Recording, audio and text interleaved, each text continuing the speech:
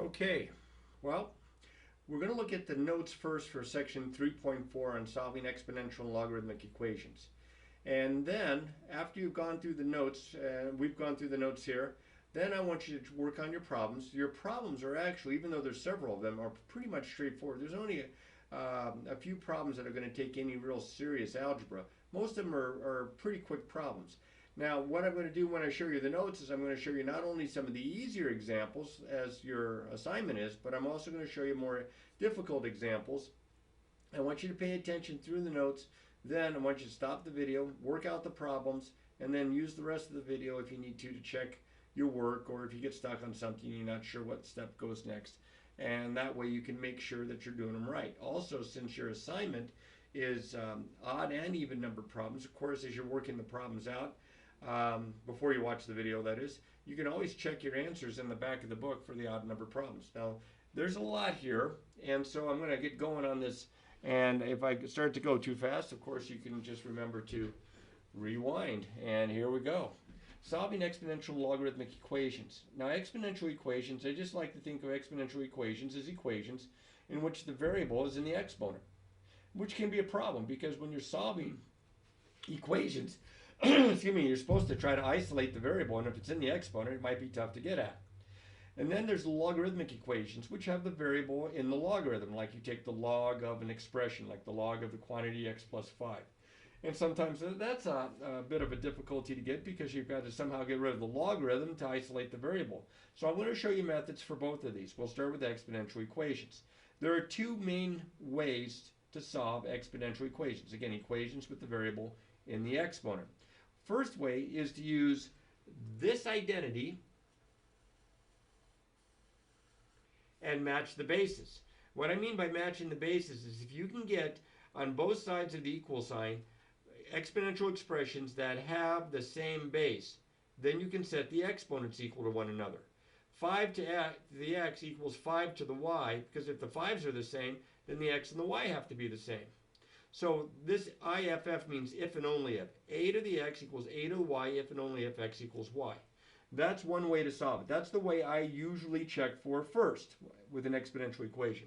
The second way that I do it, if I cannot match the bases, then I have to use logarithms. I'm going to have to take the logarithm of both sides because with this property right here of logarithms, I can bring the exponent out in front as a factor, and now the variable, remember I said the variable would be in the exponent, the variable is no longer in the exponent, it's down where I can get at it. And then I can just isolate it by getting rid of the stuff around it. So I'm going to show you some examples, including some examples that are more difficult than the problems in today's assignment, but good practice all the same. The very first example is one of those problems where I can see it's an exponential equation because the variable is in the exponent. And I can kind of look at this and say I can solve this by method 1 here, by matching the bases. The reason that I can do that is because I can see that this is base 2, and then I look over here and I say to myself, can I write 32 as an exponential expression base 2? And as it turns out, 32 is 2 times 2 times 2 times 2 times 2. So this is the same thing if I wrote 2 to the 3x minus 4 is equal to 2 to the 5th power, because 32 is 2 to the 5th. And now I can match the bases. So if the bases match, the exponents must be equal. So I can write 3x minus 4 is equal to 5. I set these equal to one another. And then I solve what's left, which is pretty straightforward. I'm going to add 4 to both sides. I get 3x equals 9. I'm going to divide by 3. And I get x is equal to 3. Now, remember, you can check your answers to any equation by taking the answer and plugging it back in and see if you get a true statement. All right. Next guy up. This guy here is also an exponential equation. You can see the 2 to the x, but it's got an extra factor here of 7 out in front. So when I'm solving, no matter which method I use, and I'm solving an exponential equation, I want the exponential expression isolated. I want this by itself. So I've got to get rid of the 7. So I'm going to divide both sides by 7. Because the 7 was times it, I'm going to have to undo it. And I get 2 to the x is equal to 3. Now I have that exponential expression by itself on one side. But if I look to the other side, there's no convenient way to write 3 as 2 to a power like I was able to with 32. So neither one, because these are both prime numbers here and different prime numbers, I'm not going to be able to use method 1. I'm not going to be able to match the basis, method 1. So instead, I'm going to use method 2, and I'm going to take the logarithm so I can get that variable where I can work with it and solve for it. So I'm going to take the log of both sides. It doesn't matter if you take the common log, the natural log, any log you want. I would use either the common or the natural, because if the directions ask for you to write it to the nearest tenth, you have those buttons on your calculator. So I'm going to write the natural log of both sides. And this is also an identity that we're going to discuss, which says that the log of x equals the log of y if and only if x equals y. So I'm just reversing it. If this is equal to this, and these are positive numbers, then the natural log of 2 to the x equals the natural log of 3. Here's where I use this property right here. I'm going to bring the exponent, which is the variable, out in front. I'm going to get x times the natural log of 2 is equal to the natural log of 3. And then I can solve for x. Because the x is being multiplied by the natural log of 2, I'll divide by the natural log of 2. Both sides. Now, I can't simplify this. There are no properties that allow me to simplify this. I mean, in your previous lesson, you had properties that involved sums and differences and products and quotients and such, but that's not one of the properties that applies here. Remember, the quotient property from yesterday was log base, or from the last lesson, was log base a of, like, say, x over y equals the log base a of x minus the log base a of y. This is not the log base anything fraction here. It's the log of something divided by the log of something different. So I'm either going to leave my answer just like this, which is an exact answer, or if the directions ask for it, and I think the directions just say solve today, they just say solve the equation, solve for x, I would leave it like this. Otherwise, I'd get my calculator out, and I'll do this one time. If I didn't bring up, I brought my calculator, so that part's good. And I take the natural log of 3, and I divide it by the natural log of 2, and then I can get a nice, neat, irrational number there, which I can round to whatever spot I want. You know, this is approximately 1.58, let's say 5 to 3 decimal places. But again, the directions don't ask for that unless he told you or she told you something different. Next problem up. Here's another exponential equation, because you can see the variables in the exponent. And like the last example, the exponential expression is not by itself. I've got to get rid of the 4, and I've got to get rid of the minus 5. And hopefully you remember that when you're solving, you undo the adding and subtracting before you undo the multiplying and dividing. So I'm going to add 5 to both sides. I have 4 times the quantity 3 to the 2x minus 1 is equal to 16. Then I'm going to divide through both sides by 4, and you can see this one's going to come out to an integer here on the right side. That 16 divided by 4 is 4. Now, I have the exponential expression by itself, but I can't match the basis like I did with the first problem. So I'm going to have to use the same approach that I used in the last problem. Okay, I'm going to have to take the natural log of both sides. And again, you can do a common log if you want to, but natural log is only 2 letters, so saves time. And here's where I use the property here, and I bring the exponent out in front. The exponent, of course, has got the variable, so I'm going to bring that out in front, all of it. So in parentheses, 2x minus 1 times the natural log of 3 equals the natural log of 4. And here's where it gets a little exciting. Now, you don't really have any of these on today's assignment, but I want to show you one of these all the same. You'll have to get the x by itself, you're going to have to probably get rid of the parentheses by distributing. I have 2x times the natural log of 3 minus the natural log of 3 equals the natural log of 4. I am going to add the natural log of 3. I'm trying to get this by itself. I'm going to add the natural log of 3. Undo the adding or subtracting step first. I get 2x, the natural log of 3, equals the natural log of 4 plus the natural log of 3. Now, we did have a property yesterday that said log base b of m times n was equal to the log base b of m plus the log base b of n. So I could go backward. I could take this and write it as the product. I can write this as the natural log of 4 times 3, which is the natural log of 12.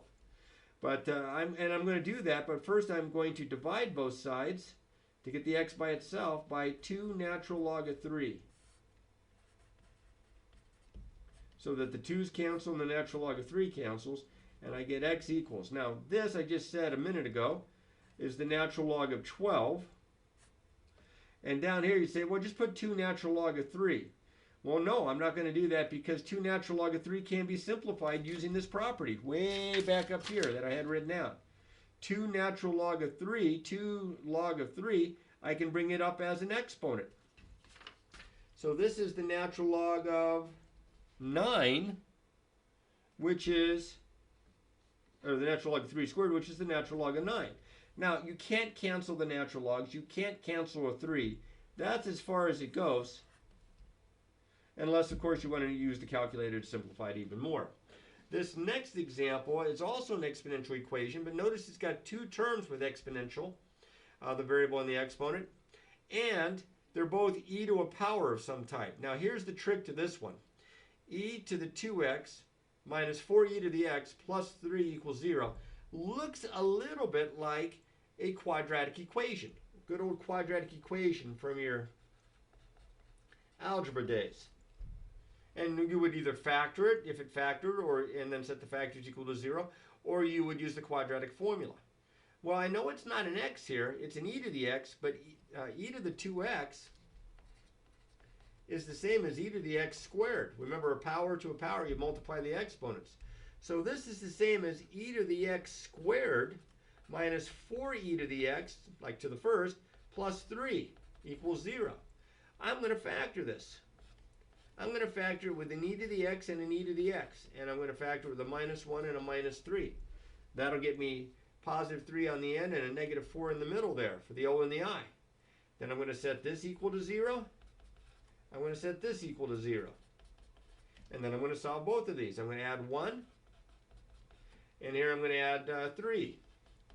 And now I've got the problem all the way down to e to the x equals 1 and e to the x equals 3. But I have to find x. And I can't match the base. So I'm going to have to use strategy 2 here. I took all of this just to get to strategy 2 here. And I'm going to take the log of both sides. Now, because it's base e, I am going to take the natural log of both sides. Oops. The reason I'm taking the natural log of both sides is because when the bases match, this is base e logarithm, and this is e to a power. When the bases match, you just get the exponent.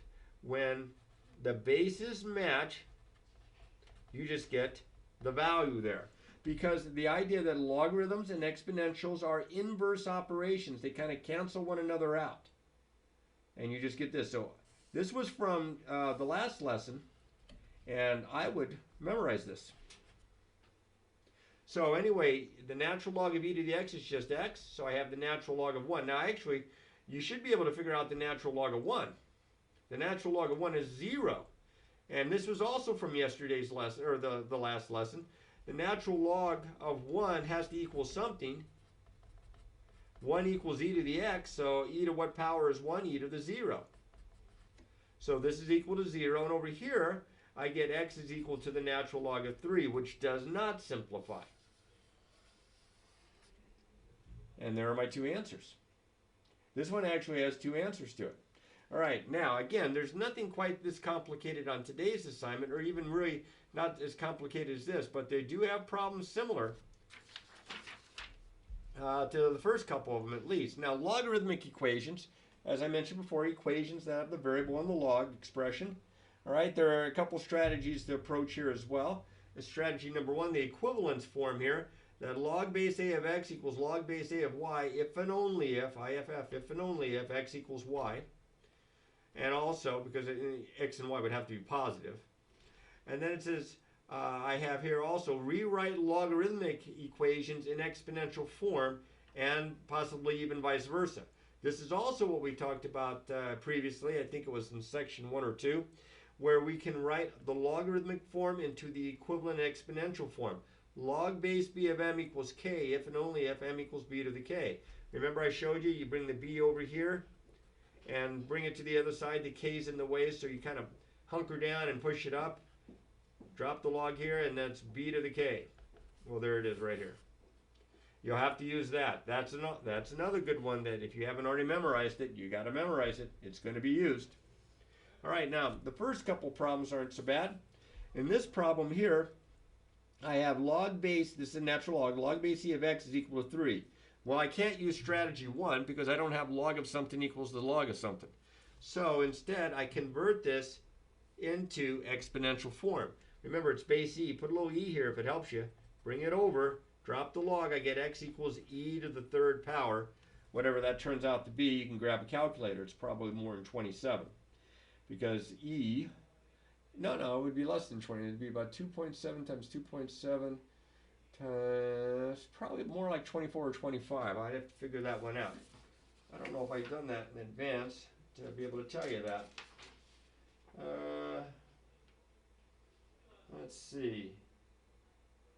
20.086. I wasn't even close. So if you punch this out on the calculator, it's a little bit more than 20. Now in this case, I'm going to use strategy 1 because I have the log of something equals the log of something. I can set the somethings equal. I have log base 3 of 2x minus 1 equals log base 3 of x plus 5. They have the same base. Log of something equals log of something. Set the somethings equal to one another. Set 2x minus 1 equal to x plus 5. And then solve for x. I mean, look how simple the equation has become. I'm going to subtract x from both sides. I get x minus 1 equals 5. I'm going to add 1 to both sides. I get x equals 6.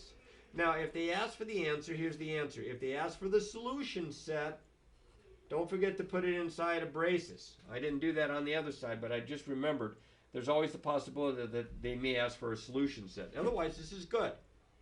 Now, I say it's good. You should always check, especially on logarithmic equations, because if you plug the number back in, you cannot have this equal a negative number. This cannot equal a negative number because you can't take the log of a negative number or 0. It has to be positive. So if I plug 6 back in, 2 times 6 minus 1, that's 11. That's positive. I'm good. In fact, if I plug 6 in over here, 6 plus 5 is 11. So I get the log of 11 equals the log of 11. Log base 3 of 11 equals log base 3 of 11. All right, we're having some fun now. Next thing up, I have 3 plus 4 natural log of x is equal to 5. All right, so just like in the example above here, I only have one logarithm. So I'm going to isolate it, and then I'm going to use my converting from logarithmic form to exponential form to solve. But to isolate it, I've got to get rid of the 3 by subtracting 3. I have 4 natural log of x is equal to 2. I'm going to divide by 4, both sides. I get the natural log of x is equal to a half. And there is just like the problem above. I'm going to convert it to exponential form. I get x equals e to the 1/2, which is the square root of e, which you could just leave like that or get your calculator out and figure it out. Approximate it anyway. That's good enough for me. Here I'm going to divide both sides. Again, a single logarithm. I'm going to divide both sides by 2. I get the log of 2x is equal to 9/2, or if you want to, 4.5. Now there's no base written down, so that means it's assumed to be a 10. And here's where I change it to 2x equals 10 to the 4.5. And then I divide both sides by 2. Now you can't divide the 10 by the 2 because the 10's raised to a power. So what you can do is leave it as 10 to the 4.5 all over 2, which is a mess. Here's the kind of a problem that they would expect for you to punch it out on the calculator. And if you do punch it out on the calculator, you get 15,811.388. 15,811.388 to 3 decimal places. I saved one of the better ones for last. Now again, you don't have anything quite like this on today's assignment, but you will get to these. So I'm showing you now. This has got 3 logarithms in it. What I'm going to do is I'm going to use those properties of logarithms. I'm going to use this property here to rewrite this one, to bring this up as an exponent. And then I'm going to use, where's the other side here? I'm going to use, I thought I wrote it down somewhere. Yes, I sure did. I'm going to use this property here, where I have the log base b of a product is equal to the log base b of the first factor plus the log base b of the second. I'm going to go backward. I'm going to write it as a single logarithm. This guy right here. I'm going to write this as the natural log of the quantity x minus 2 times 2x minus 3, that quantity.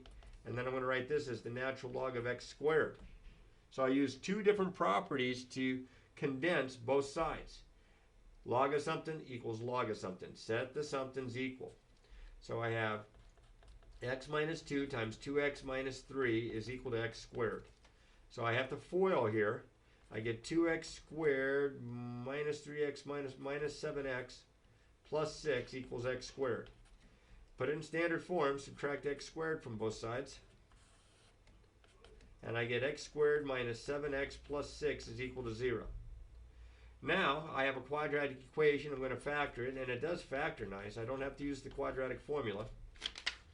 And I have the quantity x minus 6 times the quantity x minus 1 equals 0. Set both of these equal to 0. And it looks like you have two answers. Add 6, add 1. But you actually only have one answer. The reason that you have only one answer is that if you take the 1 and plug the 1 back in for x here and in here, you get the natural log of negative 1 plus the natural log of negative 1. You cannot take the natural log of a negative number. This is extraneous. It solves this, but it doesn't solve the original. 6, on the other hand, is okay. If you plug 6 in, 6 minus 2 is 4, that's positive. 2 times 6 minus 3 is 9, that's positive. And of course 6 there, that's positive. So this one's a good answer. It doesn't make any of the logarithms negative. Now that is more than enough to help you to solve the equations that are in today's assignment. However, I'm going to point out three things more here real quick that's in this section. This was actually in the last section as well. It mentions the change of base formula, that the log base a of x is equal to log base b of x divided by the log base b of a. This is handy if you're trying to evaluate an expression. If I said, what's the log base 5 of 10? Who knows? 5 to what power is 10?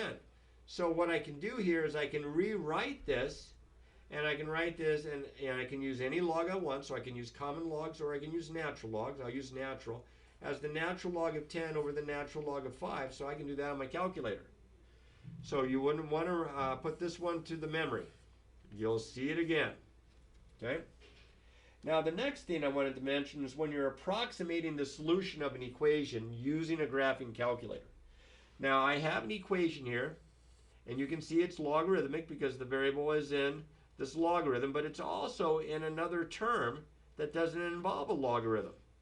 So in this case, what I would suggest you do, and you won't probably come across this maybe later on, maybe not, but you would want to bring everything to one side to get it set equal to 0. So I subtracted x squared and added 2. Then you take this expression and you set y equal to it. And then you graph this thing. Let's see if I have the graph still. I did this earlier. Let's see. Yeah, there's the equation. And what's the graph look like? It looks like that. I kind of blew it up beforehand. So do you see where there are x-intercepts here and here? Those x values for those x-intercepts make the y equal to 0. Make the y equal to 0 and solve the equation. So this is actually an example out of the book on page 352. So you can look it up, but the answers are the x values of the x-intercepts, which I would have to use my calculator technology to trace and to approximate those values. All right. And on TI-89, you can actually solve this equation for x, which is really nice. Okay, then they had a couple of application problems, one involving an exponential and one involving a logarithm. So I'm going to show you quick examples. Now there's nothing like this on today's assignment, but you're going to probably have to do these later on anyway. It says here in this first example, this is going to be the exponential example. You have deposited $2,000 in an account that pays 6% interest compounded continuously. Got to know that formula. How long will it take your money to double? Well, the formula for a continuous compounding is A equals P times E to the RT power, where P is your principal, money you either borrow or invest. R is your rate of interest, and T is your time in years. And of course, A is the amount of money that you end up with. So in this problem, your value of $2,000, that's how much you deposit.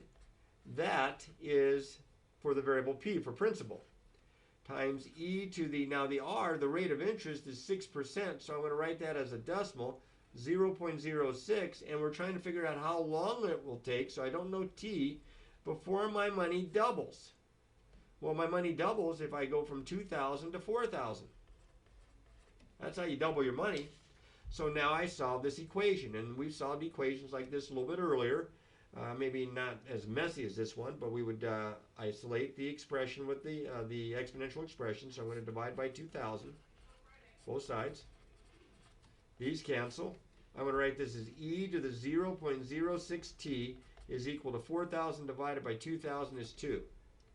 Then I'm going to get the t there. Since it's base e, I'm going to take the natural log of both sides. That will allow me to bring the exponent out in front. If you want to think of it that way, these kind of cancel one another out. You just get the exponent. And then I would divide both sides by 0.06. And this is one I definitely would approximate. Because it's an application, they're looking for an answer like you would be able to, like a common sense answer. You're not going to say, well, it's going to take this many years, the natural log of 2 divided by 0.06. You're actually going to punch that out on a calculator. Let's see if I can do that for you here. The natural log of 2 divided by 0.06, 11.55. Yeah, that's enough. 11.55 years. It will take 11.55 years, about 11.55 years, to double the investment. It's a story problem. Write it out. Okay, now, I mentioned also, I think it was in a previous video, about the rule of 72, which is a really kind of a rough way to approximate how long it takes for money to double in an investment. You take 72 and you divide it, you know, if it's at R%, you divide it by R. Not R as a decimal, just R. So in this problem, it was 6% here. So if I take 72 and divide it by 6, it takes 12 years. That's pretty close. You can see it's an approximate. The rule of 72. Okay? It's a good way to see if your answer is in the ballpark. All right, one last example here of an application. And this one was out of the book because I couldn't find a good one anywhere else right off. And I didn't want to try to create one. I was too lazy to find another book.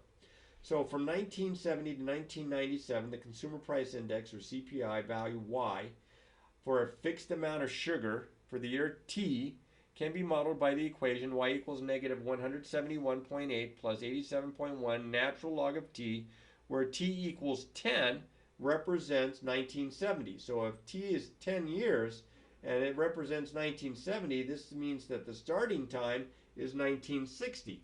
So when t equals 0, you're at 1960. I'm going to write that down so I don't forget. During which year did the price of sugar reach 5 times its 1970 price of 28.8 on the CPI? Well, y equals negative 171.8 plus 87.1, the natural log of t. In this case, it says, when will it reach 5 times this price? So we're solving for t, that's the time, but we know that the y, that the value is going to be 5 times 28.8. So that's 0, carry 4, 4, carry 4, 14 with 1 decimal spot. That's 144. Then I'm going to plug right in there for y.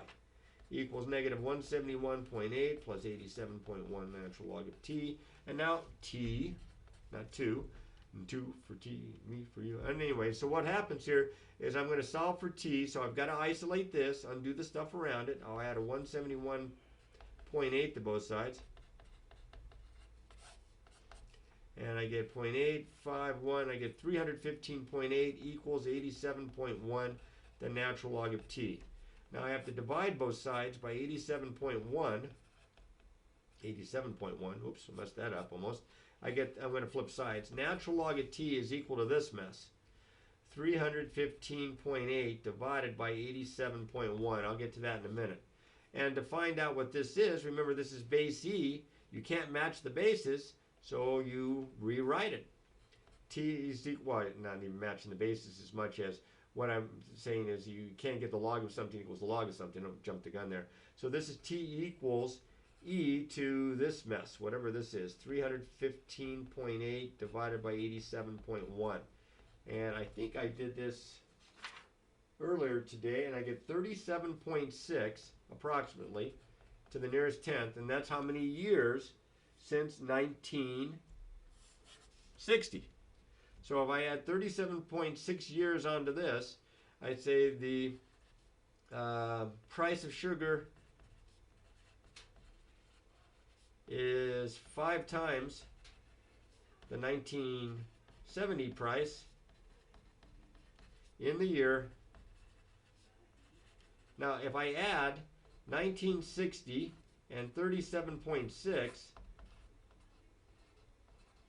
I get 1997.6. Well, that means it's into the 1998 year, in the year 1998.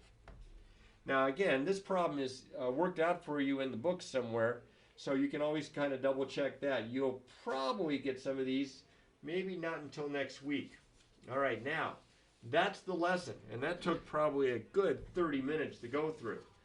But that's why we practice this stuff, so that we learn it before we work on it. So now, you're going to take the time and you're going to work on your problems prior to watching them worked out in this video. So stop your video, work on your problems, and then you can come back and check to see if you're doing these right if you need to. Okay, so pause, and then I'm going to go ahead and kick right back in. And here I go. Page 254, we're saying solve for x. Now, when it says solve for the x, it doesn't necessarily mean that we're going to be rounding here. It'll tell you to round if necessary, so we're going to try to leave our exact answers as exact amounts if we can. Oh, here we go. Now we can see it. So on page 254, I think this was 15 through 36, so it's 22 problems, and here we go. All right, this is an exponential equation. You can see because the variable is in the exponent. Let me put this pencil down and get a sharp one here. There we go. So now what I'm going to do is I'm going to see if I can match the basis, and if not, I'm going to take the logarithm of both sides, and I can match the basis. 16 is 4 squared. So if the bases match, the exponents must be equal, and I have my answer. Nice. Now this one might not be quite as obvious. 3 to the x equals 243, but 243 is a power of 3. All right, 3 to the first, 3 to the second, 3 to the third, 3 to the fourth, 3 to the fifth. This is 3 to the fifth power. So the bases match, so the exponents must be equal. X equals 5. Done. 625 is a power of 5. You see how it's base 5 over here? So I'm going to write 625 as a power of 5. That's 5 times 5 times 5 is 125 times 5 is 625. So this 625 is 5 to the fourth power, which means x equals 4. Bases match, set the exponents equal to one another.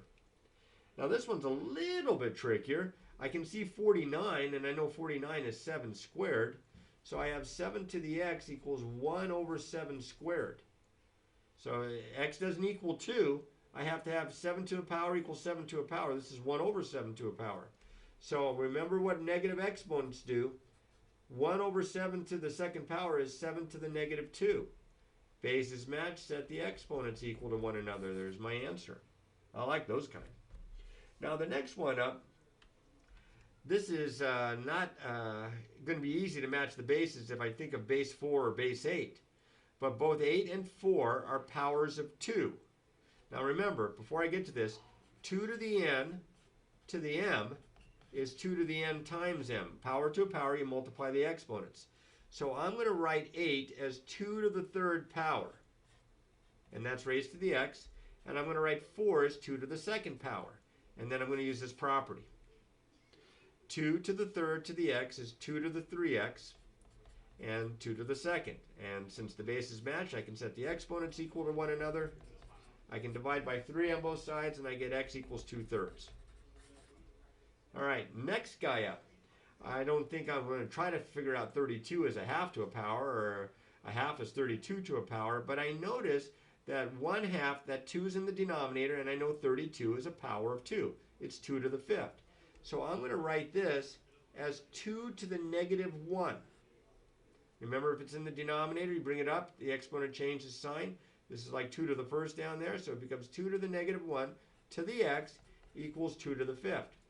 Now, if you don't recognize this, you take the log of both sides, and you solve it that way.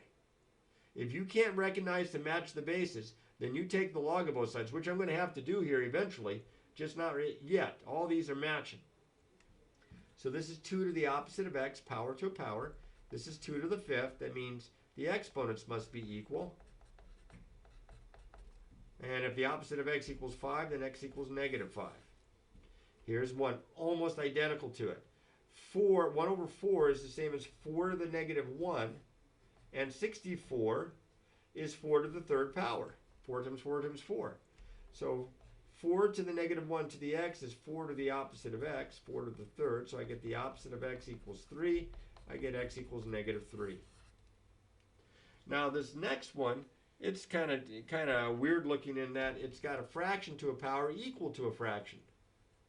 So this is 3/4 to the x is equal to 27 over 64. Now I noticed something. This has got a 3 and this has got a 4 in the numerator and denominator respectively. This is a power of 3 in the numerator. This is a power of 4 in the denominator. 27 is 3 cubed. 64, I just did that. That's 4 cubed. So I have 3/4 to the x is equal to this thing, which is 3/4 to the 3rd power. That means x equals 3. Now again, you say, there is no way that I would have spotted that. Well, you got to be looking for it, but if you didn't spot it, you would take the log of both sides and do it using method 2. All right, one more here, and then we do some log ones. 3 to the x minus 1 equals 27. Well, this is much simpler. I can match the bases here because I know 27 is 3 to the 3rd power.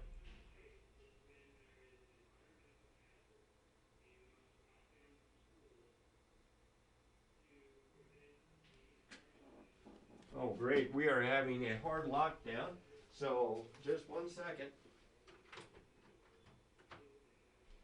Is it a lockdown?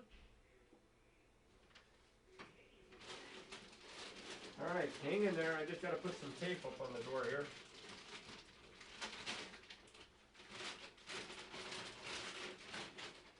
There goes my food. I can see Auntie Lauren walking by with my sandwich. All right, I got to put some tape up here. I don't think I have anything to block the vision here. Here, maybe I do. No, I don't. Oh, here it is. Don't lose that video. Don't lose that video.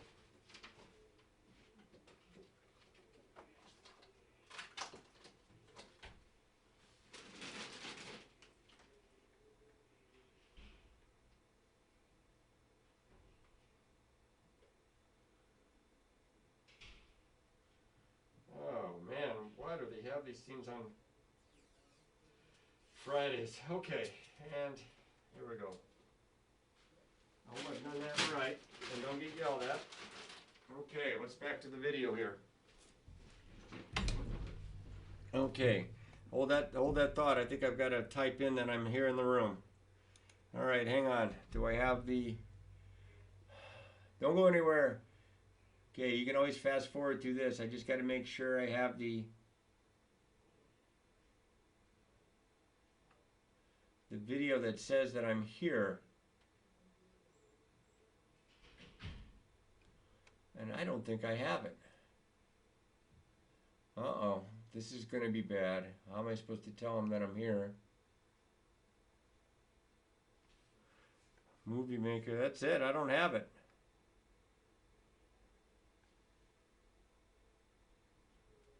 Well, we'll get yelled at, but I don't have it. All right, so back to it until they come in to yell at me. Here we go. So if I can get the bases to match, then I set the exponents equal to one another, and then in this case add 1 to both sides. X equals 4. Here, this, I'm going to rewrite this by adding the natural log of 2 to both sides. Because if I do that, here's my first log equation in this assignment. I have log of something equals log of something, which means x equals, the something's equal to one another, and x equals 2. Plug 2 back in. Yep, it's the natural log of a positive number. I'm good. Here I'm going to add the natural log of 5. This is almost identical here to the last one. I get the natural log of x is equal to the natural log of 5, so I get x is equal to 5. All right, then I go back to a couple exponential equations, but I can't match the basis. This is what I was saying before with like problem 20 or 19 or 22. If you can't match the basis, if you don't see the trick, then you take the log of both sides, because I can't match base e, and I can't write 2 as e to a power conveniently. So what I'm going to do is I'm going to take the natural log of both sides. We did something like this in the lesson. And the natural log of e to the x, these are inverse operations. X just gives me the exponent x, and this is the natural log of 2, which I have no idea what that is, but there's my answer. Next guy up, same kind of problem. Take the natural log of both sides, bring the exponent out in front, and the natural log of e, of course, is just 1, so I have just x. This x just comes straight down. I get the natural log of 4. Now here, I have the natural log of something equals number, so I can't do it like I did these problems where I have log of something equals log of something. So what I'm going to do is I'm going to convert these using equivalent exponential form. This is base e. Bring it over here. I get x equals e to the negative 1, which means x equals 1 over e. There's my answer. And here, this is base e. Bring it over, and I get x equals e to the negative 7. I get x equals 1 over e to the 7th, and there's my answer. All right, there we go. Now we have, I think, 7 more. This one here is kind of a nice little problem in that we don't have log of something equals log of something, so I have to, again, change it to equivalent exponential form. I get x equals 4 to the 3rd. All right, well, 4 to the 3rd is 4 times 4 times 4. That's 64. If I plug 64 in, I'm good. Here I'm actually looking for the base. Now remember, the base of a logarithm is positive not equal to 1. So if I bring it on over here like this, I get 265 equals x to the 4th. Well, what positive number to the 4th power is 625? Well, we had it a little bit ago. If I take the 4th root of both sides, 5 times 5 times 5 times 5 is 625. I get x is 25. Now here I'm going to get the logarithm by itself, so I'm going to add 2 to both sides. I get log base 10 of x is equal to 2, and then I'm going to do just what I did in the previous problems. I'm going to bring that 10 over as a base. I'm going to write x equals 10 to the 2nd. X is 100. Very similarly, this one's already got the number on the other side. I bring the 10 over. I get x equals 10 to the negative 1. 10 to the negative 1 is 1/10. There we go. Neat. Here's another one. Almost the same as 34 or 33. I bring the 10 over. I get x is equal to 10 to the negative 1/2, which is 1 over 10 to the positive 1/2. I get x equals 1 over the square root of 10, because that's what it means when it's a half power. So you might have to rationalize the denominator. I mean, it's kind of sneaky. Multiply top and bottom by the square root of 10, and I get the square root of 10 all over 10. And there's my answer. This is base e. Bring the e over. I get 2x minus 1 equals e to the 0, which of course is just 1. So I have 2x minus 1 equals 1. I'll add 1 to both sides. 2x equals 2. Divide by 2. X equals 1. There's my answer. And last but not least, this is the natural log of 3x plus 5 is equal to 8. This is base e. Bring it on over. I get 3x plus 5 is equal to e to the 8th. Now, I'm not going to punch that on my calculator because that'll be messy. I am going to subtract 5. So I have 3x equals e to the 8th minus 5, whatever that mess is, and then I'm going to divide by 3. So my final answer is a real mess. But I'm going to just leave it like this. If you want to change it to a decimal, grab a calculator. And if you take the time and practice all these problems, you should have a pretty good feel for the style of problem for both exponential and logarithms. But as always, practice, practice, practice.